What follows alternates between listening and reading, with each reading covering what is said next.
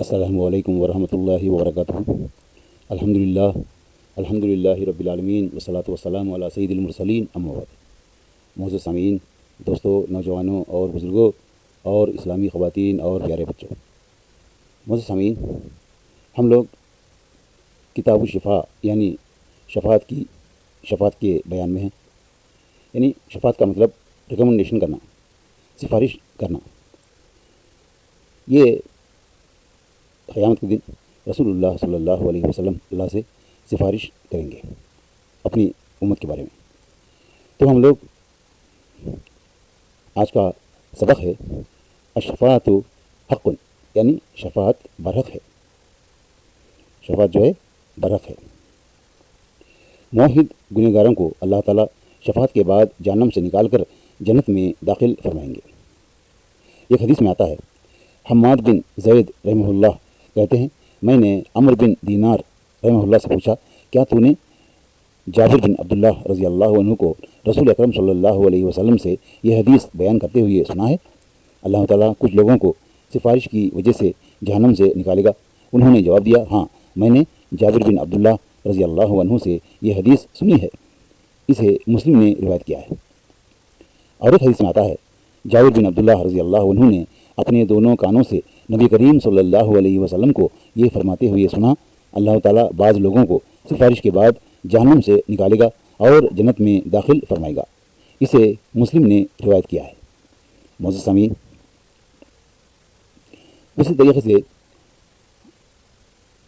آج دوسرا سبق بھی ہم پڑھیں گے، وہ ہے العقیدۃ الشرکیہ فی الشفاعہ، شفاعت کا مشرکانہ عقیدہ۔ کسی نبی، ولی، قطب، ابدال، عالم، شہید یا پیر و مرشد کے بارے میں یہ عقیدہ رکھنا کہ قیامت کے روز اللہ تعالیٰ سے سفارش کر کے جسے چاہیں گے بخشوا لیں گے، اللہ ان کی سفارش رد نہیں کر سکتا، مشرکانہ عقیدہ ہے۔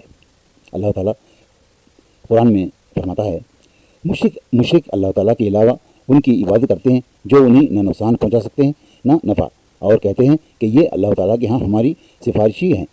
اے نبی، ان سے کہو کہ کیا تم اللہ کو اس بات کی خبر دیتے ہو جسے وہ نہ آسمانوں میں جانتا ہے نہ زمین میں، پاک ہے وہ اور بالا تر ہے اس شرک سے جو یہ کرتے ہیں۔ سورہ یونس آیت نمبر 18۔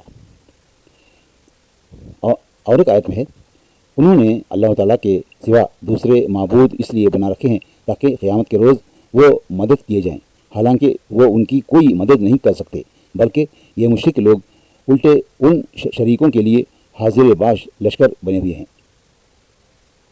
سورہ یاسین آیت نمبر 74 اور 75، یعنی 74 اور 75۔ معزز سامعین، یعنی یہ عقیدہ ہے، یہ مشرکانہ ہے۔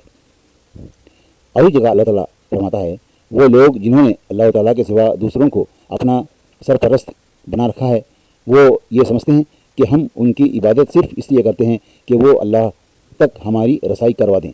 اللہ تعالیٰ یقیناً قیامت کے روز ان تمام باتوں کا فیصلہ کرے گا جن میں وہ اختلاف کر رہے ہیں۔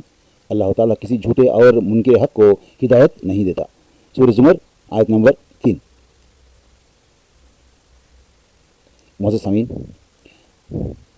کسی شخص کو اللہ تعالیٰ کا محبوب سمجھ کر یہ عقیدہ رکھنا کہ اللہ تعالیٰ نے اسے اپنے اختیارات میں سے کچھ اختیارات عطا فرمائے ہیں، لہٰذا قیامت کے روز اس کی سفارش ہمیں اللہ کی پکڑ سے بچا لے گی، مشرکانہ عقیدہ ہے۔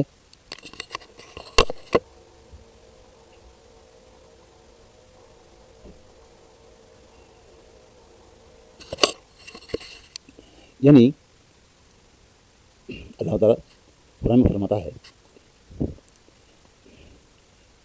یعنی ایک حدیث میں ہے، عبداللہ بن عباس رضی اللہ عنہما کہتے ہیں، مشرکین کہا کرتے تھے، اے اللہ، ہم حاضر ہیں، تیرا کوئی شریک نہیں۔ رسول اکرم صلی اللہ علیہ وسلم فرماتے، خرابی ہو تمہارے لیے، بس یہیں تک تلبیہ رہنے دو، یعنی اس کے بعد مشرکوں کے کہے ہوئے الفاظ نہ کہو۔ مشرک آگے یہ کہتے، مگر ایک تیرا شریک ہے اور اس کا بھی مالک تو ہی ہے اور وہ کسی چیز کا مالک نہیں۔ مشرک یہ الفاظ کہتے اور بیت اللہ شریف کا طواف کرتے ہیں۔ اسے مسلم نے روایت کیا ہے۔ وضاحت، مشرکوں کے تلبیے سے یہ بات واضح ہو جاتی ہے کہ مشرک تمام مخلوق کا مالک اور خالق اللہ تعالیٰ ہی کو سمجھتے تھے، لیکن اپنے بزرگوں اور ولیوں کے بارے میں یہ عقیدہ رکھتے تھے کہ خود اللہ تعالیٰ نے انہیں اپنے اختیارات میں سے کسی اختیارات دے رکھے ہیں، لہٰذا وہ اللہ کے ہاں سفارش کر کے انہیں بخشوا سکتے ہیں۔